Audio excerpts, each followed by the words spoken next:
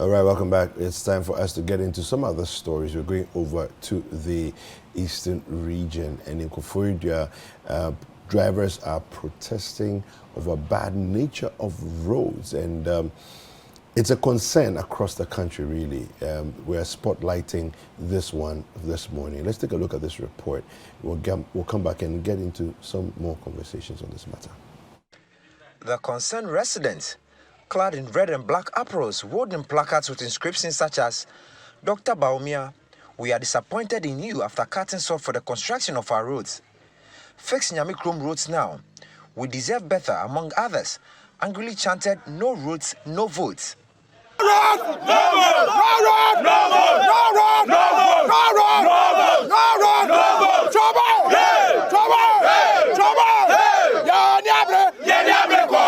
The group, including women, blocked two sections of the road at the exact spot where the Member of Parliament for New Job and South, Michael Ochibefi, commissioned the Nyamikrom Bridge some 2 months ago. A situation which grounded dozens of vehicles, including school buses, forcing the students to trek to school. Roads that were affected include Kojo Tinting, Obo Tumpan, Apedre, Dademanche, Kojo Junction, and Supri Sutu Koforidua Road. Some of the protesters who spoke to Citi News recounted how pregnant women have lost their babies due to the poor nature of their town roads. Be in school, but I've been in traffic for more than 1 hour because of the road. We are pleading with whoever is responsible to do us a favor. Thank you. This situation is very, very worrying. It has been this for the past 10 years and over.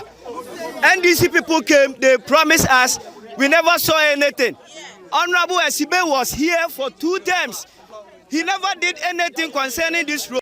Desmond Amiao, a youth leader who read the petition addressed to President Nanado on behalf of the group, while enumerating the plight of the resident, indicated that series of demonstrations will be staged until their roads are fixed. We are meant to understand that this road has been given to Cocoa Board and is categorized as Cocoa Road for construction. But it seems that all the above are becoming a 9-day wonder. Our grievances, due to the deplorable nature of our road, most of our pregnant women lose their lives and unborn children. The road has caused so many miscarriages and stillbirth due to its deplorable nature. Citizens of Nyamikrom find it difficult to get means of transport, most especially when returning home from work in the evening. Enoch Boyne is a worried assemblyman. He tells Citi News drivers are taking undue advantage of the bad nature of their roads and are charging exorbitant fares. They are worried today. Why? Because of the deplorable state of our road. This road has been here for so long. The previous government, in his speech, said this road has been fixed. And as you can see, nothing has been fixed over here. So it was through this NPP government that they started with this road construction. On August 29 this year, the Member of Parliament for New Job in South and Deputy Minister of Trade and Industry, Michael Ochibefi, commissioned the newly constructed Nyamikrom Bridge. But 2 months down the lane, erosion has taken the better part of the feeling of the same bridge, rendering it unmotorable and dangerous.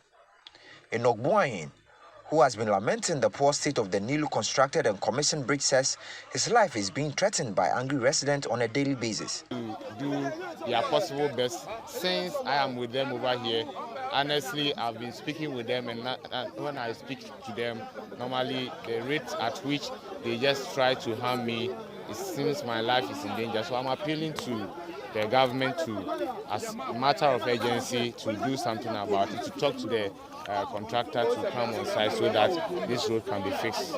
Armed personnel from the Eastern Regional Police Command, who came to the site after a lengthy talk, managed to convince the protesters to clear the road to allow free flow of traffic, since it was just a press conference and not a demonstration.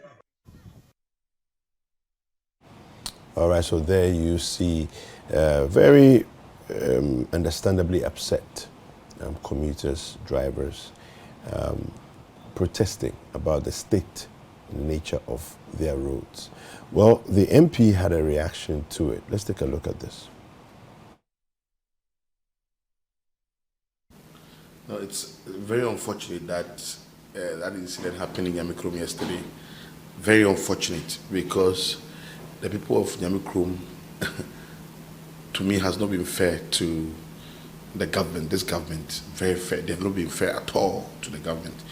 And we hope they will just sit down and reflect on the actions and even apologize to the Member of Parliament, my good self, and the President of Ghana, and even the Vice President who commissioned the project, who cut the sword for the project.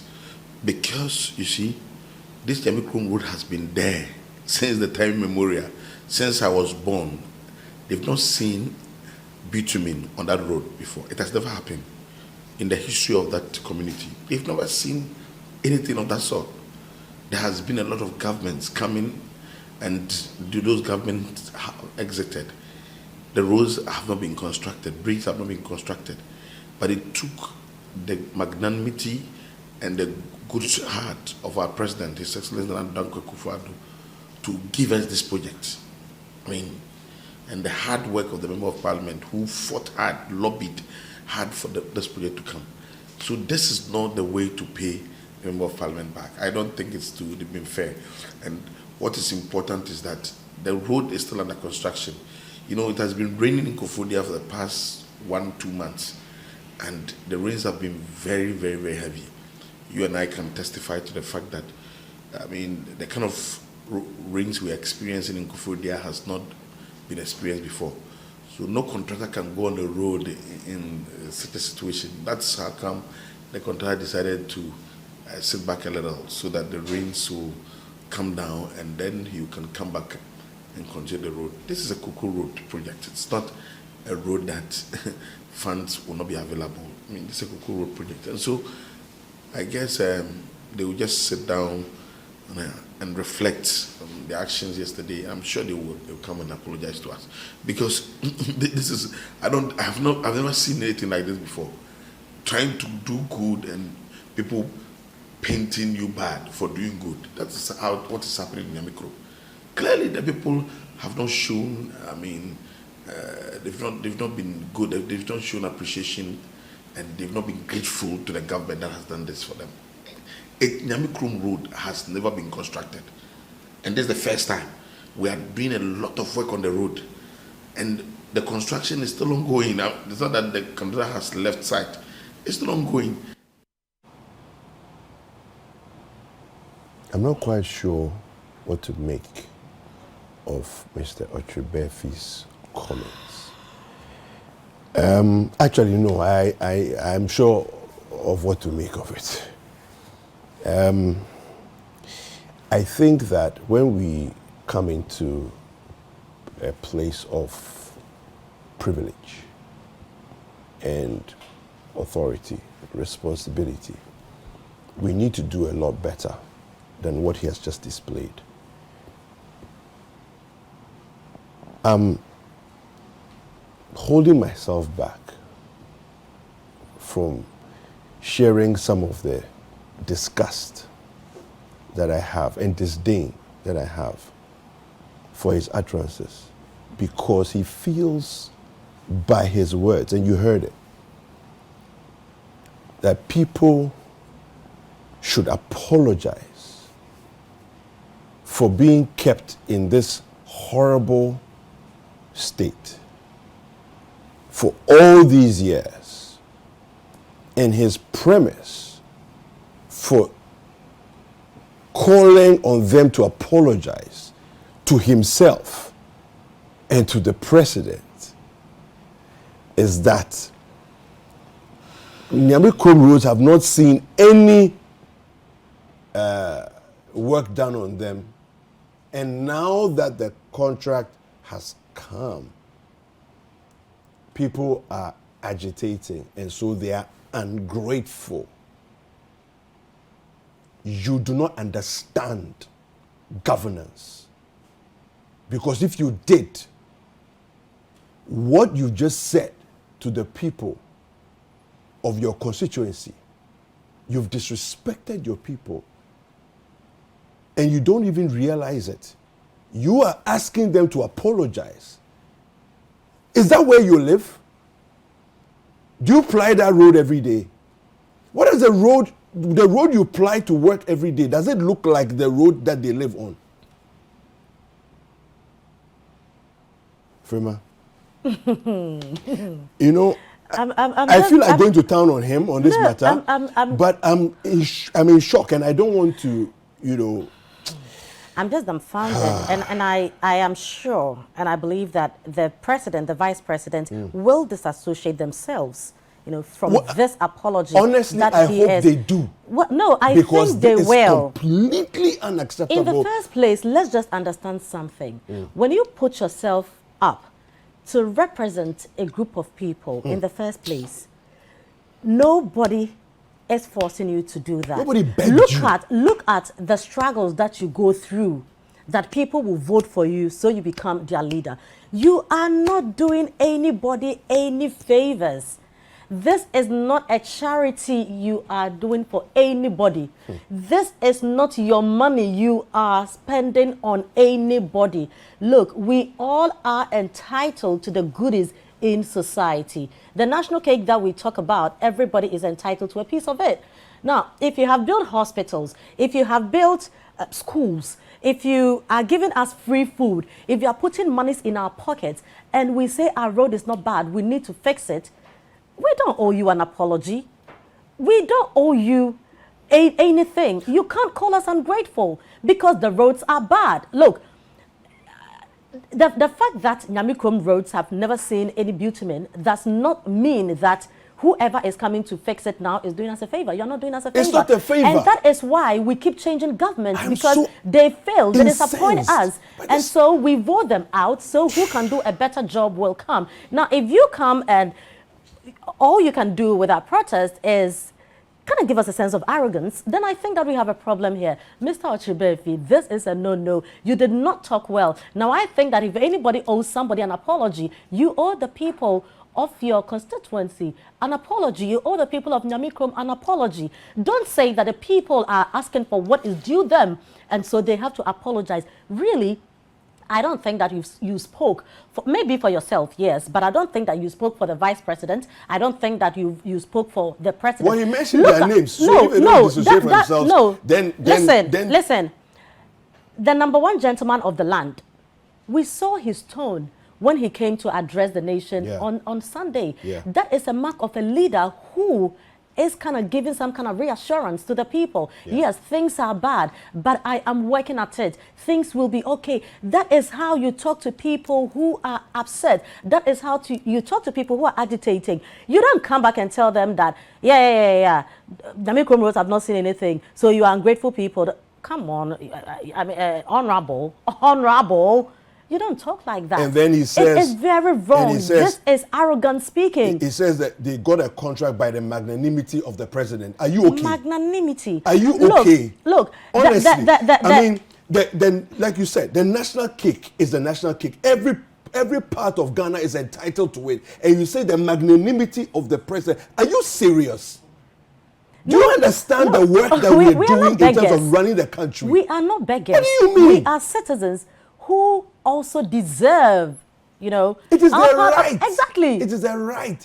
Good roads everywhere in Ghana is the right of every citizen of the country. But David, really, what was the point? It's not a privilege. What was the point in the vice president going to cut sword, you know, for construction work to begin? What was that? You know, if they weren't going to fix the road. So you come cut sword. We are excited about it. Nothing is happening. We come talk about it and we should be happy. And because it's been raining, look, there are certain countries in this world that there's 24 months of rain. Let's talk about this matter, about rain. Rain? The UK sees more rain on a regular than a lot of countries in the world.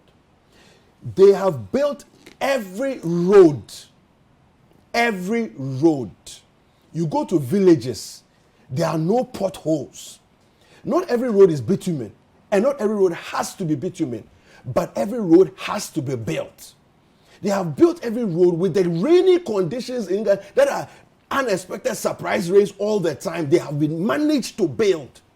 Don't come and give us this tribe talk that makes you a sense of self-importance that people should come and apologize to you because you've not done what you're supposed to do. Do what you're supposed to do. When people are complaining about you, you are saying they should come and apologize to you and to apologize to the president and his vice. No, that what exactly? You know, so the apology, when they call, what should they say? That we are sorry for protesting? Yes. Yes, and that by your magnanimity, you came to cut sword. We haven't seen the road yet, but maybe one day, we will see the road. So we are very sorry for demonstrating. Ridiculous. Well, Honorable Michael Ochibefi, you did not speak well. This is a sign of arrogance. Yeah, I think an entitlement. It is very, very bad. It's very wrong. I don't think this is how you spoke to the people of when you were begging them for when you vote. were asking for votes. So if you make promises and they talk to you about them, don't come and tell them that they need to apologize to you. They will not apologize to you because they don't owe you an apology. You put yourself forward that I'm going to lead you. I'm going to make sure that I lobby. Yes, we know that MPs are not in charge of these projects. So I think that the best you can do is probably, if you don't have answers to them, direct them to who has answers. Yeah, exactly. And don't tell them that they owe you an apology. I don't think the president would even say that. Look, when COVID came, the president, the government was giving free food to people. But that does not mean that these people cannot now come back and claim shelter. It does not mean that they will come back. I mean, they can't come back and talk about issues that concern their lives. And then the president will say that I gave you food to eat, so you owe me an apology. Come on, I think that now when you sit back and reflect on what you said, you will know that you did not talk well. Probably ask your people for an apology. You need to say you are sorry to them because you have not dealt well with them. And this is wrong. This is bad. And to every other politician who feels that we can't speak up, this is not a Ghana we are advocating for. If we are not happy with something, we will talk about it. The president even listens. The president came back, spoke to us with a certain tone. He could have also said all those kind of things, you know, but I'm doing this for you, I'm doing that for you, I'm doing that for you. But he did not do that. So if you are citing the president, look, these kind of things that we say to make people feel like we are with them and we are working for them, and so that the president will know that, yeah, you are speaking and all that. Let's stop it. Let's stop it. The people of Nyamikrom are Ghanaians. They have every right to protest. If what you are doing for them is not enough, they will speak up to it. And nobody will say they are sorry for protesting. They have not insulted you. They've not done anything wrong. Their crime is that they want better roads. And what's wrong with that?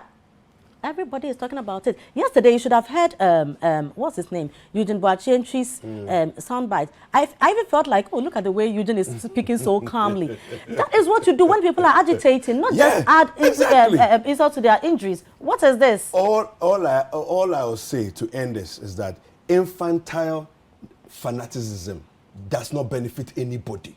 Oh, come on. Stop it. And be the MP that the people voted for you to be and expect of you to be. It doesn't help anyone. We'll take a quick break. There's more to come on Breakfast Daily.